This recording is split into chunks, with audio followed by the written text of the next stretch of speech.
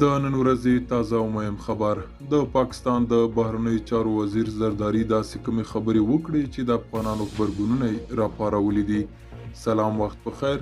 که غواړئ پوه شئ ویډیو تر پای وګورئ او که تر اوسه پورې مو وطن میډیا یوټیوب چینل نه وي سبسکرایب کړی هم دا اوس یې سبسکرایب کړئ تر څو نوي او تازه معلومات تر تاسو در ورسیږي. د پاکستان د بهرنیو چارو وزیر وایي چې د افغانستان نوي واکمنان د نړیوالې ټولنې د غوښتنو په پوره کولو کې پاتې راغلي دي. بلاول بوټو زرداری له الجزیرې ټلویزیون سره په مرکه کې ویلي چې که سرپرست حکومت د یو مسؤل او ځواب ویونکي حکومت په توګه پیژندل غواړي باید د نړیوالې ټولنې هیلې پوره کړي.